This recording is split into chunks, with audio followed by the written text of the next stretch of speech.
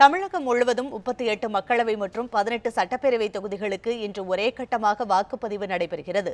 இதுகுறித்தான கூடுதல் தகவல்களை தர சென்னையிலிருந்து சிறப்பு செய்தியாளர் தேவா மற்றும் புதுச்சேரியிலிருந்து விவேக் ஆகியோர் இணைந்துள்ளனர்.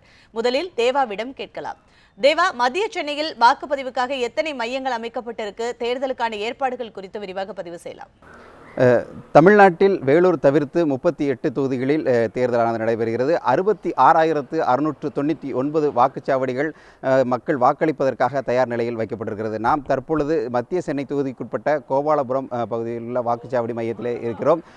சென்னையை பொறுத்தவரை மத்திய சென்னை, வட சென்னை, தென் சென்னை ஆகிய 3 மக்களவை தொகுதிகளும் பெரம்பூர் சட்டமன்ற தொகுதியிலும் தேர்தலானது நடைபெறுகிறது. இந்த தொகுதிகளை பொறுத்தவரை இங்கு இருக்கக்கூடிய அந்த வாக்குச்சாவடி மையங்கள் அனைத்திலும் மாற்றுத்திறனாளிகள் வாக்களிப்பதற்கு வசதியாக வீல் சேர் மற்றும் குடிநீர் வசதி, வெயிலில் அவர்கள் பாதிக்கப்படாமல் இருப்பதற்காக மேற்கூரை வசதிகள் மட்டும் செய்யப்பட்டிருக்கிறது. குறிப்பாக நாம் இருக்கக்கூடிய இந்த வாக்குச்சாவடி மையத்தை பொறுத்தவரை 2 வாக்குச்சாவடி மையங்கள் அமைக்கப்பட்டிருக்கிறது. மேலும் இந்த வேட்பாளர்கள் யார் யார் என்பது குறித்த அந்த அவர்கள் புகைப்படத்துடன் கூடிய அந்த பட்டியலும் இங்கே வெளியிலே ஒட்டப்பட்டிருக்கிறது. இது சென்னையை பொறுத்தளவில் 3 மக்களவை தொகுதிகள் மற்றும் 1 சட்டமன்ற இடைத்தேர்தல் நடைபெற்றாலும் இங்கே பகுதிகளில் 38 பெண்கள் மட்டுமே பணியாற்றக்கூடிய, பெண்கள் மட்டுமே வாக்களிக்கக்கூடிய வாக்குச்சாவடி மையங்களானது அமைக்கப்பட்டிருக்கு. அதே போன்று குளிர்சாதன வசதி கொண்ட 61 அதிநவீன வாக்குச்சாவடிகளும் அமைக்கப்பட்டிருக்கிறது. 913 இடங்களில் 3754 வாக்குச்சாவடி மையங்கள் அமைக்கப்பட்டிருக்கிறது. இந்த வாக்குச்சாவடி மையங்களிலே 38,66,066 பேர் வாக்களிக்க உள்ளனர். 7 மணிக்கு வாக்குப்பதிவானது தொடங்கப்படும் என்று தெரிவிக்கப்பட்டிருக்கக்கூடிய நிலையில் அதற்கான ஏற்பாடுகளில் முழு வீச்சில் இங்குள்ள வாக்குச்சாவடி மைய ஊழியர்கள் ஈடுபட்டிருக்கிறார்கள். 7 மணிக்கு மேலாக வாக்காளர்கள் வாக்களிப்பதற்கு வருவார்கள் என்று எதிர்பார்க்கப்படுகிறது. குறிப்பாக கோடை காலமாக இருக்கக்கூடிய ஒரு சூழலில் காலை மற்றும் மாலை நேரத்தில் இந்த வாக்குப்பதிவானது அதிகமாக இருக்கும் என்று எதிர்பார்ப்பதாகவும் அதிகாரிகள் தரப்பிலே தெரிவிக்கப்பட்டிருக்கிறது. தேவா, 7 மணிக்கு வாக்குப்பதிவு ஆரம்பிக்கும் என்றாலும் காலையிலேயே மக்கள் தன்னுடைய வாக்கை பதிவு செய்ய வேண்டும் என்று சிலர் ஆர்வமாக இருப்பாங்க. அந்த வகையில் மக்கள் வரிசையில் காத்திருக்க ஆரம்பிச்சிட்டாங்களா? என்ன நிலவரம்? அது குறித்தும் பதிவு செய்யலாம். சென்னையை பொறுத்தளவிலே ஒரு சில பகுதிகளில் உள்ள வாக்குச்சாவடி மையங்கள், குறிப்பாக வட சென்னை பகுதியில் உள்ள வாக்குச்சாவடி மையங்களிலே வாக்களிப்பதற்காக காலையிலே நிற்கக்கூடிய ஒரு சூழல் நிலவுவதாக அங்கிருந்து வரக்கூடிய தகவல்கள் தெரிவிக்கின்றன. நாம் இருக்கக்கூடிய பகுதியை பொறுத்தளவிலே திமுக தலைவராக இருந்து மறைந்த கருணாநிதி இல்லம் அருகில் இருக்கக்கூடிய அந்த வாக்குச்சாவடி மையத்தில் இருக்கிறோம்.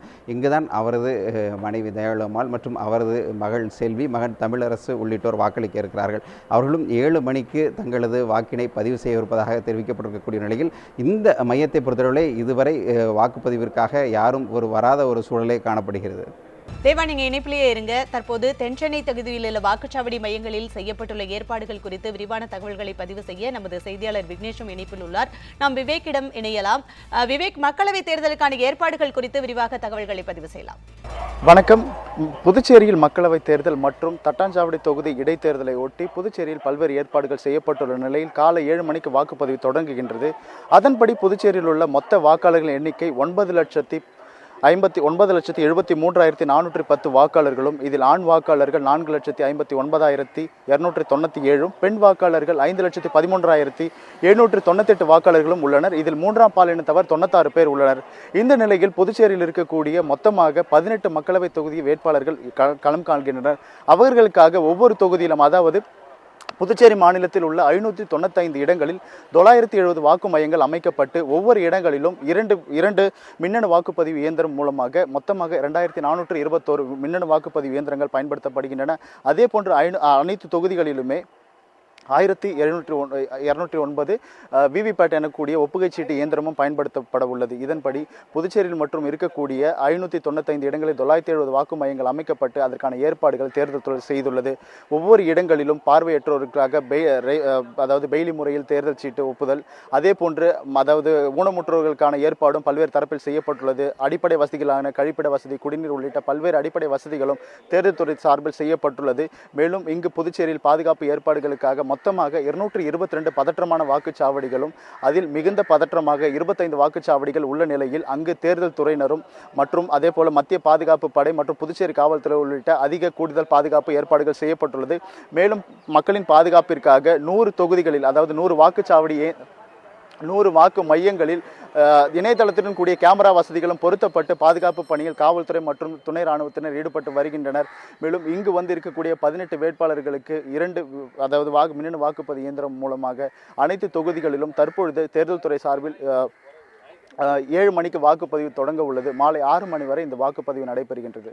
விவேக்கை தொடர்ந்து விக்னேஷிடம் கேள்வியை முன்வைக்கலாம். விக்னேஷ், தென்சென்னை தொகுதியில் உள்ள வாக்குச்சாவடி மையங்களில் செய்யப்பட்டிருக்கிற ஏற்பாடுகள் குறித்து விரிவாக பதிவு செய்யலாம்.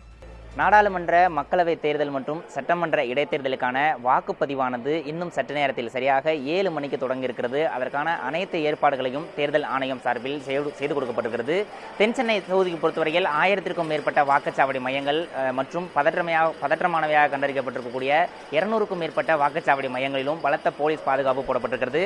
வாக்குச்சாவடி மையங்களை பொறுத்தவரையில் வாக்களிக்கக்கூடிய வரக்கூடிய வாக்காளர்களுக்கு ஏதுவாக யார் என்ன சின்னத்தில் போட்டியிடுகிறார்கள், எந்த கட்சியை சேர்ந்த வேட்பாளர் எந்த சின்னத்தில் போட்டியிடுகிறார் என்பது தொடர்பான விவரங்கள் வாக்குச்சாவடி மையங்களுக்கு வெளியில் ஒட்டப்பட்டிருக்கிறது. குறிப்பாக அவருடைய பெயர், அவருடைய அட்ரஸ் மற்றும் அவருடைய சின்னம், அவருடைய கட்சி பெயர் மற்றும் வேட்பாளருடைய புகைப்படங்களுடன் கூடிய முழு விவரங்கள் அடங்கிய சுவரொட்டிகளானது தேர்தல் ஆணையம் சார்பில் ஒட்டப்பட்டிருக்கிறது. அது மட்டுமல்லாமல் வாக்களிக்க வரக்கூடிய மக்களுக்கு தேவையான பல்வேறு விஷயங்களிலும் இதில் போடப்பட்டிருக்கிறது. வாக்குச்சாவடி அலுவலர்கள் எவ்வாறு நடந்து கொள்ள வேண்டும், வாக்களிக்க வரக்கூடிய வாக்காளர்கள் எதனை பின்பற்றி வாக்களிக்க வேண்டும் என்பது தொடர்பான அனைத்து தகவல்களும் இந்த தேர்தல் ஆணையம் சார்பில் ஏற்பாடு செய்யப்பட்டிருக்கிறது.